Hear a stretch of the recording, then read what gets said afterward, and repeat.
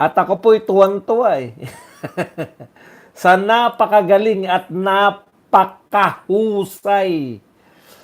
Magagalit ka na lang po sa kainisan eh, no?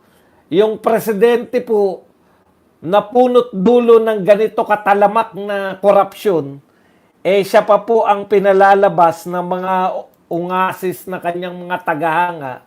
Talagang ano eh, vlogger na vlogger po ang dating. May mga fans club din eh. Okay, para po makita nyo po yung sinasabi ko. Eto po, lumabas na po yung part 1 ng podcast. Yung BBM podcast. Part 1 po to ng podcast ni Pangulong Marcos bilang president vlogger. Na ang nag-interview po sa kanya ngayon ay si Vicky Morales. Maramdamin. Nadidismaya. Dahil sa punong-puno ng korupsyon. Basahin muna natin yung mga nakalagay po rito sa mga fans club niya. Ito po yung comment section. Magugulat kayo sa comment section eh. Ha? Wala ni isang kumontra? Lahat ng nagkomento panay pabor sa Pangulo? Magbasa po tayo ng ilan. Hindi po to hindi po to yung kung ano po yung by order po ng pagkakabasa. 1 hour ago, ganun, 34 minutes. Sabi po ng isang may mukha, kasi karamihan walang mukha eh. Mr. President, okay lang po umiyak pag sobrang bigat ng problemang kinakaharap mo ngayon sa iyong administrasyon. Huwag ka pong panghinaan ng loob. Madami po kami nakasuporta sa iyo. At nananalig naway gabayan ka ng pangpoon. May kapal at bigyan ka ng kalakasan, ng katawan, katalinuhan para po masugpo ang korupsyon sa paligid mo. Palakpakan naman natin po siya. Parang talagang hulog ka na. Kulang nila sabihin, ikaw po ang tagapagligtas namin. Hulog ka ng langit. Kung wala ka po, hindi po malulutas ang korupsyon. Grabe po talaga. Ito pa po isa. Oh Lord, gabayan mo po at proteksyonan ang aming mahal na Pangulo ng Republika ng Pilipinas. Ito po, mga comment section po to. Sa podcast na Bongbong Marcos. Ayan. Grace Park. I feel the pain of Mr. President. Ramdam mo yung nginig sa galit ng kalooban niya. Pilit niyang tinatago pero dahil nararamdaman niya yung pagdurusa ng mga tao. Nararamdaman pala ni Mr. President yung pagdurusa. Dala-dala niya rin ito. I keep praying for this country and keep staying, not leaving because I'm hoping that one day we will see the light that we really want to feel. The light of hope. Philippines is a rich country. I've been to some areas of the Philippines traveling like I'm always saying, magandang Pilipinas. Binaboy lang tayo ng sobrang demokrasya at sobrang katiwalian. Panginoon, gabayan mo ang bansang ito. I don't know how Mr. President will serve just to fix this country. Ang tindi, ramdam na ramdam ko na parang sinasabi nyo na ang tindi ng kakaharapin. Ang galing po. Ito pa po isa, praying for the country, our President, PBBM. Ito pa po. Last to na lang siguro kasi ang daming nag-comment eh. At wala po ni isang tumutol. Ikaw na nga, mahal namin PBBM, ang may malasakit. May malasakit ka pala, Mr. President. May tayo nagkaganito, Mr. President. May malasakit ka pala.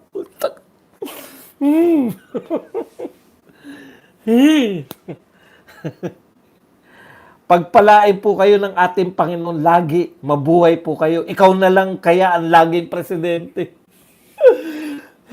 Yabang buhay nilang gusto maging presidente. Pag tumakbo ka po ulit, eto po ang sinabi naman ng isa. Pag tumakbo ka pa po ulit ng pagkapangulo BBM, ikaw at ikaw pa rin ang iboboto ko. God bless you always po. Grabe ang fans club. Mga kapatid, no? Yung mga tagahanga po ni BBM, parang parang, ano ba? Ilang taon na ba si BBM? Ayan po, mababasa niyo po yan pag pinanood niyo tong podcast na tumatagal lang po na 8 minutes and 55 seconds. Alam niyo po, no? Hindi ko po alam, dalawa po nararamdaman ko. Natatawa ko at the same time nandidiri. No? Nakakapandiri talaga itong mga fans club ni BBM. Eh. Alam nyo, yan yung problema eh. No? Dinadaan nyo sa pa-vlog-vlog, dinadaan ninyo sa... Ayon nga kay, hiramin na natin yung sinabi ni Atom Aurolio kahit kalaban natin yan. Puro kayo palabas. Sa bagay, nauna na si ano riyan eh. Si Basti na nagsabi niyan, di ba? Wala yan, palabas lang yan. Alam nyo, Mr. President, no? Parang awang-awa sa iyo yung mga Pilipino, no, na ang bigat ng problemang kinaharap mo. Actually, lahat ng problema nyo so far, wala pa po kayo nung mga hinarap ni Tatay Digong. Dinatnan ni Tatay Digong na yung mga adiksyonist naglipana. Tunay na problema po ang kinaharap ni Tatay Digong. Napakalawak ng krimen. Yan ang minana ni Tatay Digong. Kawatan ang mga nasa gobyerno. Laglag bala, etc. etc. Naghihirap ang Pilipinas. Walang mga proyekto-proyekto. Dumating si Tatay Digong, inayos niya. Nag-conduct ng war on drugs. Eventually, kaugnay pala ng war on drugs, ang war on crime.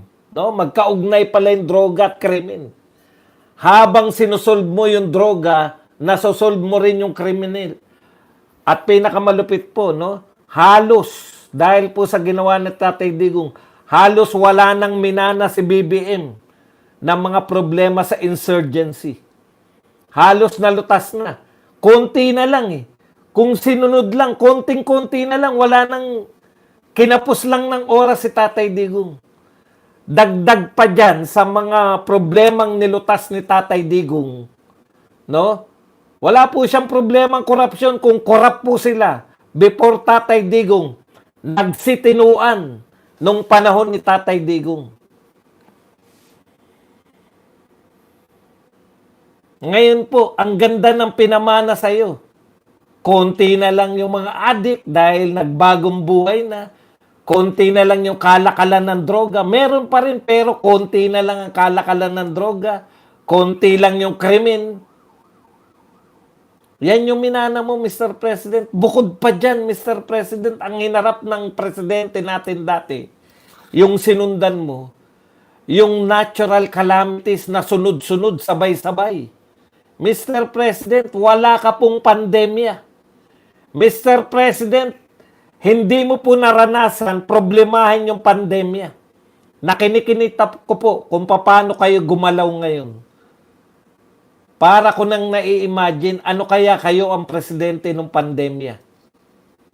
In-announce nyo last month? O hindi, July nyo pa in-announce di ba? In-announce nyo na may corruption.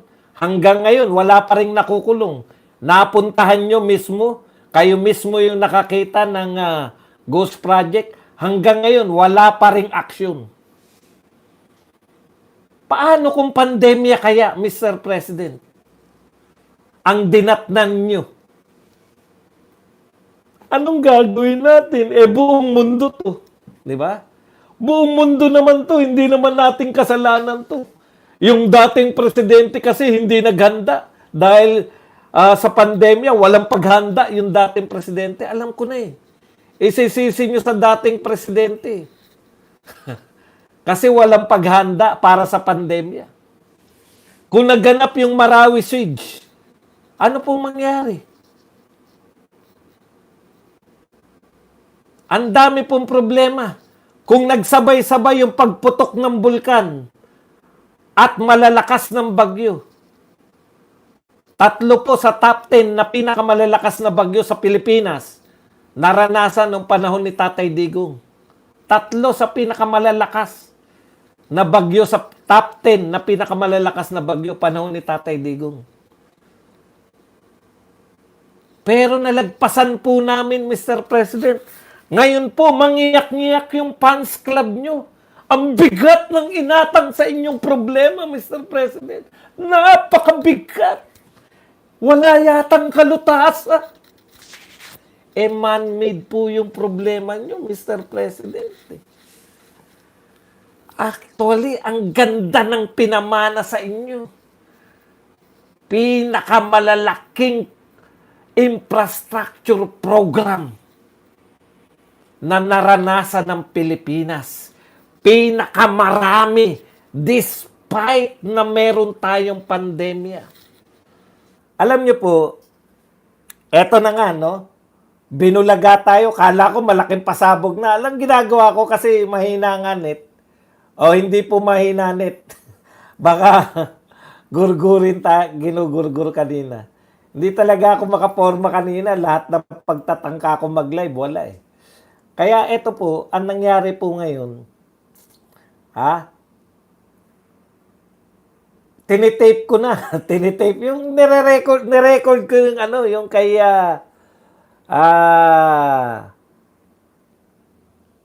anong pangalan nun?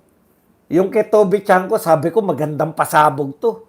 USB. Nag-iisip pa ako ng pamagat eh. USB. Ni Chanko, binulgar sa Senado. Pucha, maganda to. Hindi ko na po nailabas yung tape, yung record ko na yun. Alam nyo kung bakit? Eto na yung mga diskaya po. Nilalantad na. Saldico, Romualdez, at iba pang mga congressman. Yan. Ngayon, kanya-kanya po silang linis. No? Pero, alam niyo po, dapat po matuwa yung Pangulo. Dapat po matuwa yung mga tauhan ng Pangulo dahil meron na pong, anong tawag sa kanila, whistleblower. Yan po yung hinihintay natin eh. Yung kasama, kapani-paniwala po, hindi po yan katulad nila Magalong o nila Ping Lacson na yung mga expose nila galing pa sa ibang tao. 'Di ba? Ano po pagkakaiba ni Diskaya, tsaka sila Magalong, tsaka sila Ping Lacson pag nag-expose? Galing pa yan sa ibang tao, naikwento lang sa kanila eh. Okay. Kwento lang, kumbaga, yung mga sinasabi nila. Eto po sa Diskaya, sila mismo, natutukoy pa nga eh. Eto, ang binibigyan ko dyan. O yung una, si congressman muna. Tapos nung na-establish na, hindi na si congressman. Nagkukwento pa nga pag nalalasing, di ba? Nakakainuman pa. Napapainom pa tong mga to. Alam mo naman, totoo po yun eh. Pag nakainom po talaga, medyo, kung dati ka na madaldal nga, kaya makita nyo, pag nakainom si Badong, nako, Diyos ko, lahat yan, dakdak. O ngayon, first hand experience, siya mismo yung nagbibigay, kilala niya kung sino yung binibigyan, at tinutukoy niya si Saldico at saka si Romualdez ang sinasabi ng mga kumukuha sa kanya. 'Di ba? So, ang ine-expect ko sa mga susunod na hearing, ipapatawag na yung mga pinagbigyan. 'Di ba? Madali lang 'yun eh. Madali lang pong masabi kung totoo yung sinasabi ni Diskaya o hindi. May mga binabanggit siya ro na pinagbigyan, ipapatawag na 'yan.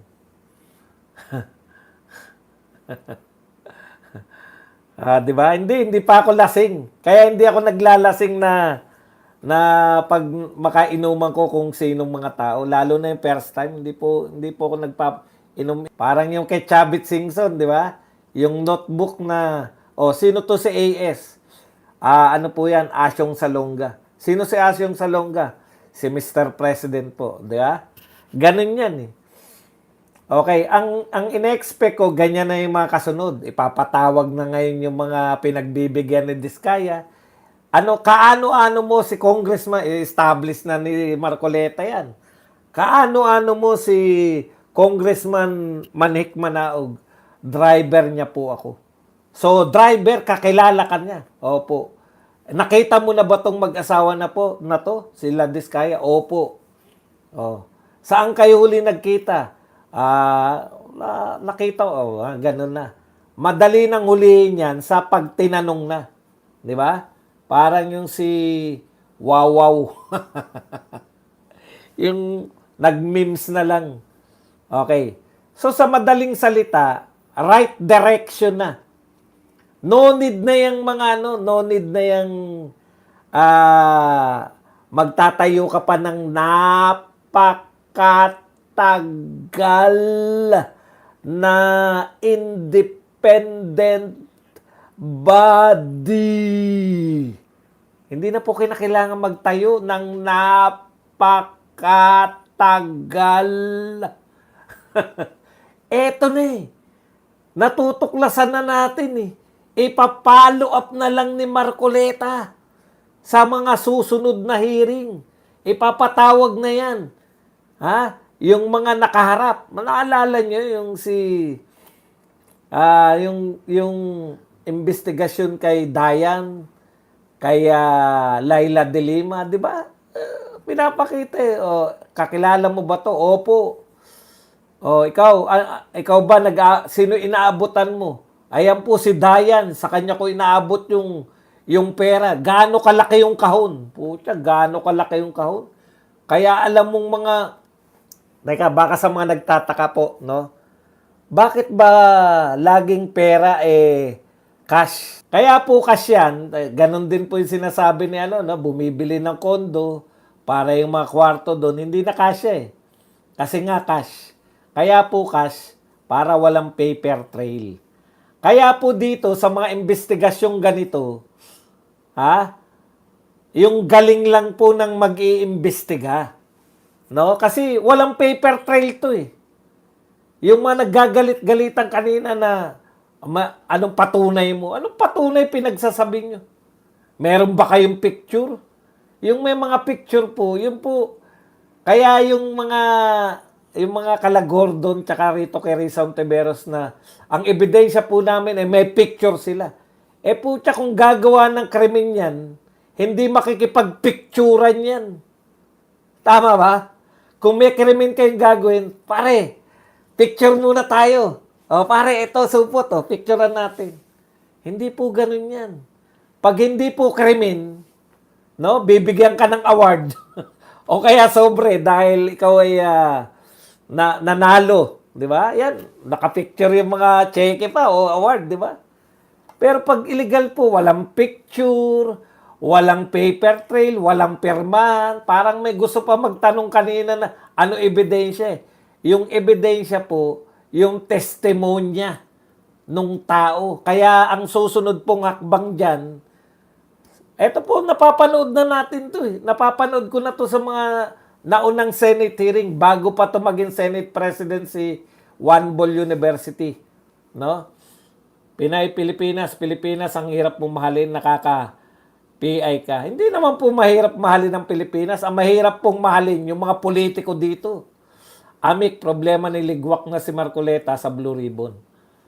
Correct. Thank you very much sa patriple.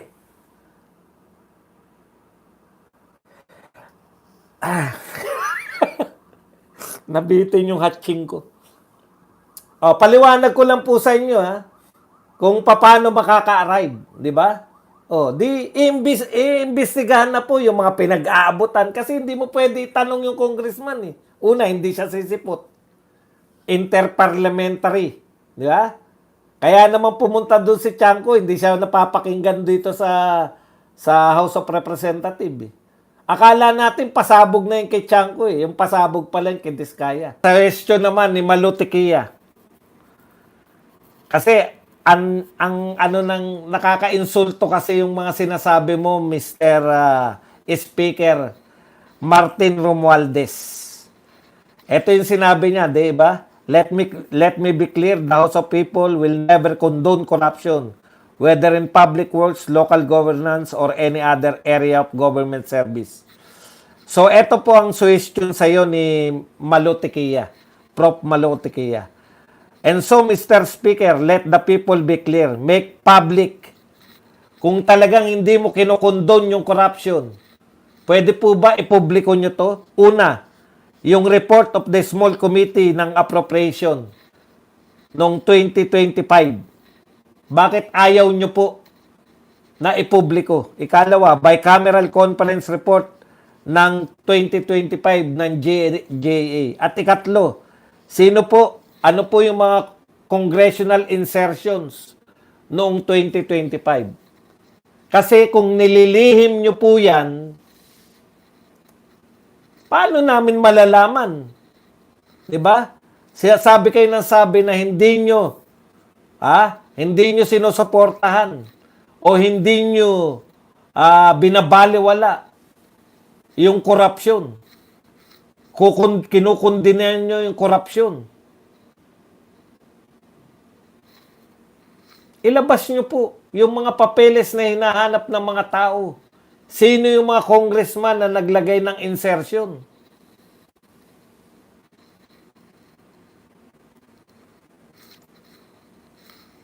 Okay. Eto pa isa, si Rowena Guanzon. Siyempre, si BBM kakampi sa mga Pilipino ngayong sukan-sukan na ang mga tao sa mga congressman at sa pinsan niya. Panawagan po ni Rowena Guanzon, Romualdez resign before the hatred of the people turns to BBM. Alam mo, okay ako sa mga sinasabi mo, Rowena Guanzon, na galit yung mga tao kay Romualdez. Pero wag mong iligtas. Yan yung sinasabi natin eh. 'Di ba? May mga tao po, katulad nito ni Rowena Guanzon, na bilib tayong mga Duterte supporters dahil bumabanat. Pero wag mong iligtas si BBM. Ibig sabihin, makakaporma ba yan? Si Martin Romualdez, congressman na siya noon eh. Panahon ni Digong, congressman na po yan. Sa tingin nyo, nakaporma ba kay Digong yan? Nasa presidente po yan eh. Yung mga nagsasabi po, ano ang gagawin talaga natin? Wala po tayong maaasahan sa presidente na to. Thank you. Ano ba aasahan nyo pa sa presidente na to? 'Di ba? Yung susunod na presidente, hanggat ang laman, ang buka ng bibig ni Mr. President, hanggat ang sinasabi niya ay aalamin natin kung bakit may korupsyon. Hindi nyo na kinakailangang alamin, Mr. President. Eh. Nakita nyo na eh. Ang gusto ng tao, resulta. Anong resulta ang gusto ng tao? Kulong. May makulong. Contractor, pinakulong nyo ba? Contractor ng Ghost Project. Nakigalit kami sa'yo, Mr. President. Buong akala namin, dahil galit ka, putya, galit na si Mr. President. Kulungan na abutin ito. Wala rin. Hanggang galit lang, Mr. President. Galit ethics lang ba yan?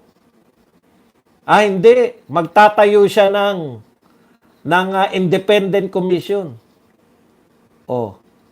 Una, kailan naman mabubuo yung independent commission na yan? Ikalawa, kailan matatapos yung investigasyon nila? Nauubos na oras mo, Mr. President. Hanggang ngayon, plano ka pa rin. Nakita mo na nga eh. Pagpaplanuhan niya pa kung paano niya lulutasin. Ang una niya munang tatanungin, paano nagsimula itong korupsyon? Yun pa rin ang una niyang tatanong, paano nagsimula ang korupsyon?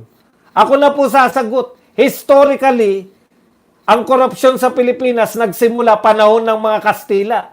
So, anong solusyon natin, Mr. President? Time machine? Yung buong AFP, papadala natin sa Cebu noong panahon ng pananakop ni Miguel Lopez de Legazpi.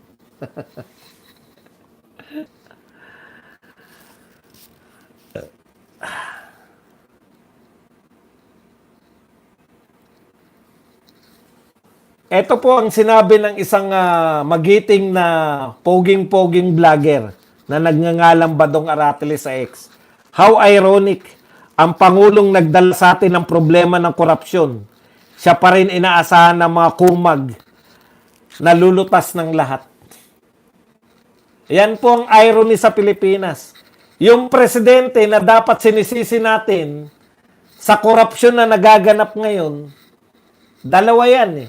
It's either corrupt siya or yung mas maano na, it's either corrupt siya or inutil siya.